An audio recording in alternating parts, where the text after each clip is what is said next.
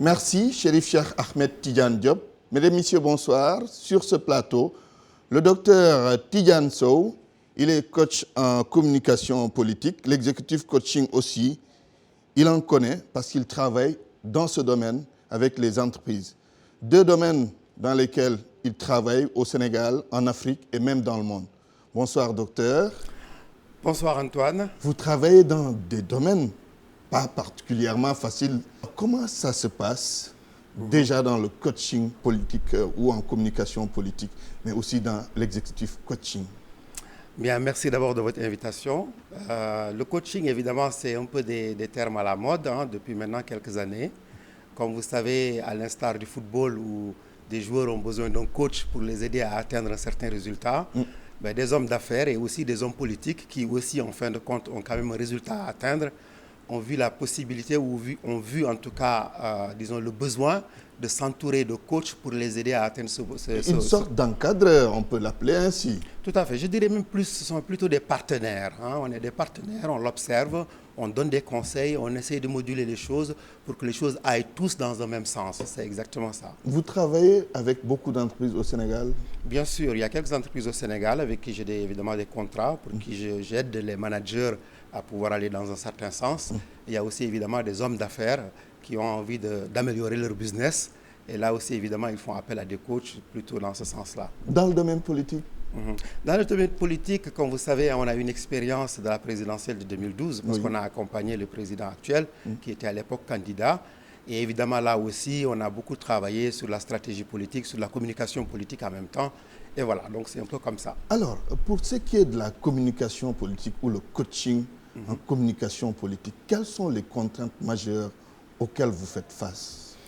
Les contraintes majeures pour pouvoir coacher quelqu'un, c'est beaucoup de problèmes d'ego. C'est-à-dire qu'il y a l'ego de la personne qu'il faut évidemment déterminer pour savoir quel est le degré d'acceptation de cette personne. Parce que ça suppose une certaine perméabilité, ça suppose un certain désapprentissage de ce qu'on sait faire pour adopter de nouvelles techniques.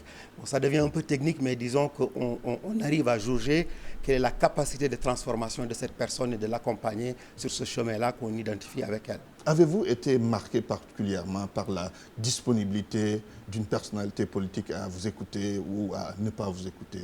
Bien sûr, bien sûr. Bon, comme vous savez, c'est des choses relativement confidentielles. On ne dit pas trop la nature des contrats, mais évidemment, il y a des hommes politiques qu'on a accompagnés qui étaient fort demandeurs de ce genre de choses. Docteur Tidiane Sow, un avis sur la communication gouvernementale. Je parle du gouvernement du Sénégal, après que Macky Sall a bouclé ses 5 ans au pouvoir. Quelle est votre opinion sur la façon dont communique le gouvernement du Sénégal? Bon, je pense que le président lui-même s'en était plaint. Il se plaignait bien souvent du fait qu'on ne communiquait pas souvent sur ses réalisations. Il y a aussi que la communication est très souvent empêtrée dans des événements qui se passent. C'est-à-dire que là, il a fait une tournée dans le nord du pays.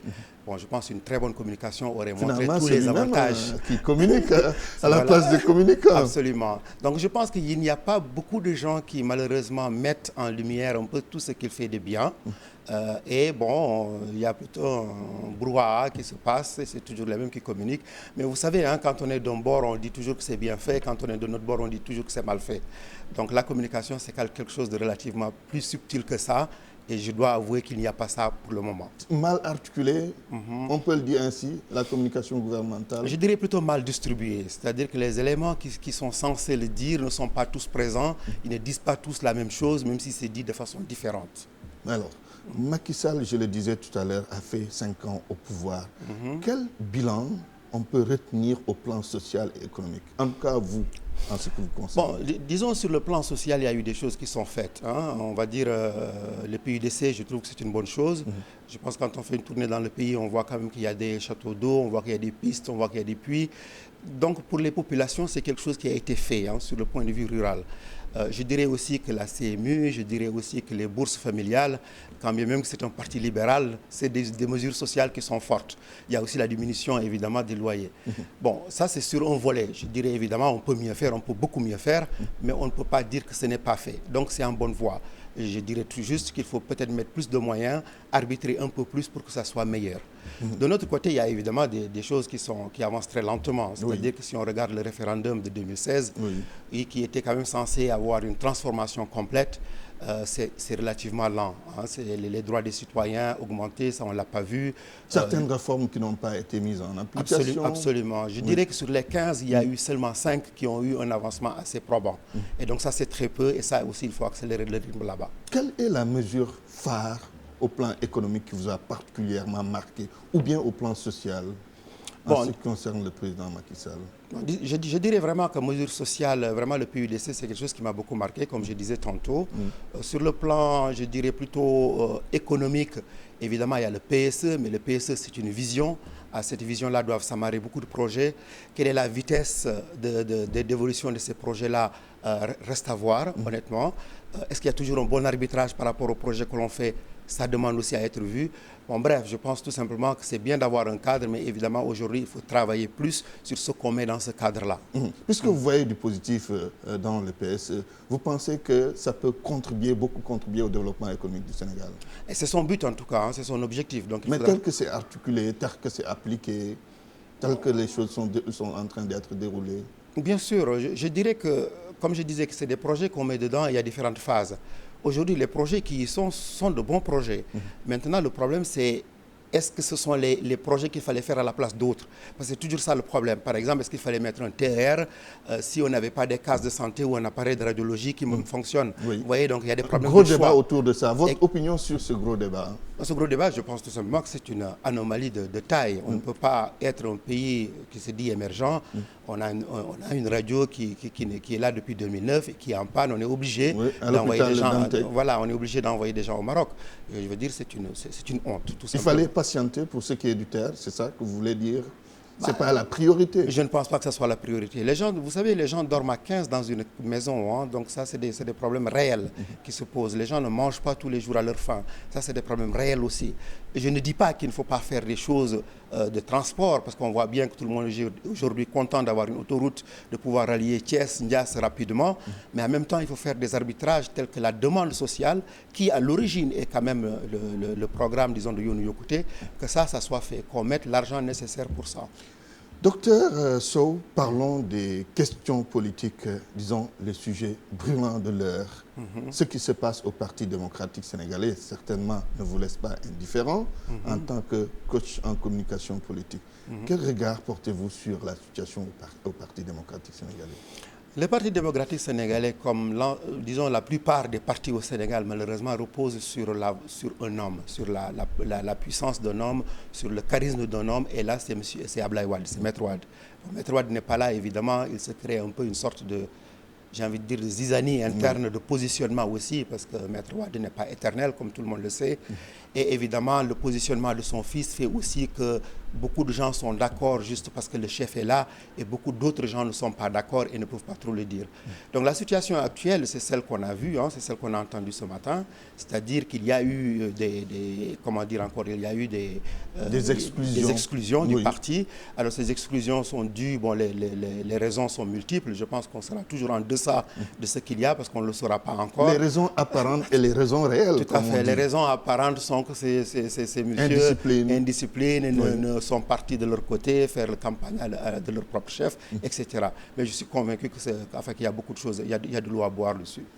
L'autre sujet qui nous intéresse, c'est le dossier Khalifa Sall. Qu'est-ce que vous en pensez? Le dossier Khalifa Sall est un dossier grave. Vous savez, moi je pense que Macky a réussi quelque chose d'assez phénoménal, c'est d'avoir Benno Bokk Yakaar pendant 5 ans. C'est-à-dire d'avoir le compagnonnage de gens que tout opposaient au départ. Hein. Vous savez, avoir Djiboka, avoir cette Tanor, grande coalition, exactement, avoir Niass tous ensemble, qui soient des wagons de l'APR, c'est une prouesse. On ne le dit jamais assez, mais c'est une grosse prouesse politique. À partir de ce moment-là, tous les autres, c'est-à-dire les jeunes doux qui ont envie d'émerger, ils ont des problèmes. Gakou est sorti, donc l'AFP a explosé. Pourquoi l'AFP a explosé? Parce que tout simplement, ces jeunes se trouvent à l'étroit dans ce parti. Pareil pour Khalifa et pareil pour Aïssata. Ils partiront. Alors, on en revient donc au problème de Khalifa. C'est peut-être la personne qui est la plus en vue. Et d'aucuns soupçonnent que la justice, en tout cas, n'a pas fait trop son œuvre. Je dirais, en matière de justice, il y a souvent deux choses, ce qu'on dit. Il faut de l'indulgence et il faut de la sévérité. Vous voyez, l'indulgence sans contourner la loi et la sévérité en ne faisant pas de l'arbitraire. Or, dans le cas qui nous concerne, je dirais que la justice n'a pas été indulgente, Ah oui. parce que Khalifa a été en prison alors qu'il n'est coordonnateur, quand bien même que les faits soient avérés. Les autres, dont le comptable, ils sont dehors. Donc ça, on dira qu'il y a une sorte de... Il aurait dû ne pas être en prison. On aurait dû ne pas l'envoyer en prison. Bien sûr, bien sûr. On aurait pu tout simplement le laisser. Il n'allait pas partir. Il est quand même maire de la ville de Dakar. Et c'est un coupable de second ordre, je vais dire. Bon, ben, on aurait pu ne pas le mettre en prison. D'autant plus que les autres, on ne les a pas mis en prison. Donc je disais sévérité aussi, parce que je trouve que c'est sévère de le mettre en prison. Quand les autres qui sont pointés par les rapports de l'OFNAC, de l'IGE, ben, sont là et sont libres comme l'air. Donc, d'où il y a une sorte d'arbitraire. Vous pensez comme les autres qui disent qu'il y a 2 poids, 2 mesures. Je dirais même qu'il y a 5 poids, 5 mesures, si vous me permettez cette expression. Oui. Oui, non, mais j'avais l'habitude de dire qu'il ne faut pas que le filet qui a permis de prendre le poisson soit négligé une fois que le poisson est pris. Vous comprenez ce que je veux dire? Oui. Et on a l'impression que c'est le cas actuellement. Khalifa Sall, toujours en prison. Certains de ses proches, dont le maire de la Médina, Bamba Fall, et autres proches de Khalifa toujours, ont obtenu une liberté provisoire sous contrôle judiciaire. Est-ce qu'on peut percevoir cela comme étant une sorte de volonté d'apaisement de la situation sociale qu'on peut qualifier quand même de tendue quelque part? Dire qu'elle est tendue, c'est peu dire. Hein. Je pense qu'il y a beaucoup de... Le ton est violent, les échanges sont durs. Vous avez même vu qu'il y a nos confréries religieuses qui sont intervenues.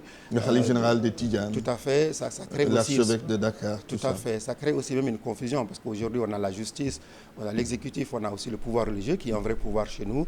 Bon, tout ce monde, quand même, sent que la situation est tendue. Donc, c'est peut-être un pas dans la détente, mais je pense que le vrai pas viendrait vraiment dans ce qui adviendra à Khalifa. Il faut bien décrisper. Tout à fait, il faut bien décrisper. Et puis aussi, Macky en a besoin. Je veux dire, gagner sans une opposition forte ne sert à rien. Il nous faut... Les citoyens en ont besoin. Nous avons besoin d'avoir le choix. Il a besoin de contre-pouvoir. Exactement. Nous avons besoin d'avoir le choix. Nous avons besoin d'avoir des oppositions, pas seulement qui sont véhémentes et qui disent non, non, non, mais des oppositions qui proposent des programmes, qui nous disent quelles sont les alternatives possibles pour que nous, citoyens, nous puissions choisir. Et c'est dont nous avons besoin. Et justement, avez-vous l'impression que l'opposition fait des propositions constructives, concrètes? Non, je ne pense pas. Sur vraiment... les questions économiques, environnementales, entre autres. Franchement, je n'ai pas entendu. Et c'est justement ça le reproche qu'on leur fait aussi.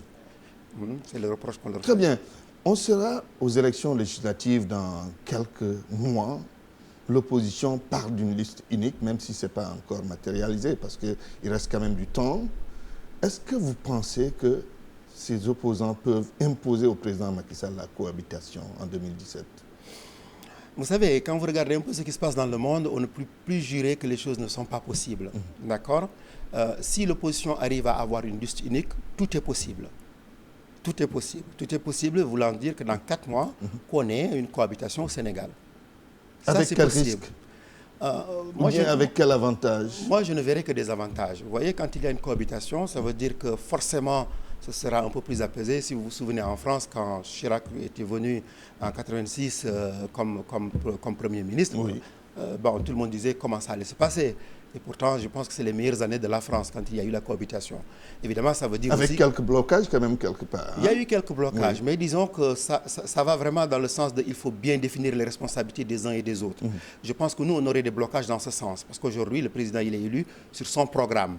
Et le Premier ministre, il est, disons, nommé par le président pour exécuter son programme. Si demain, on a une cohabitation, qu'est-ce qui se passerait? C'est l'opposition, si elle gagne cette législative, qui nommerait son Premier ministre.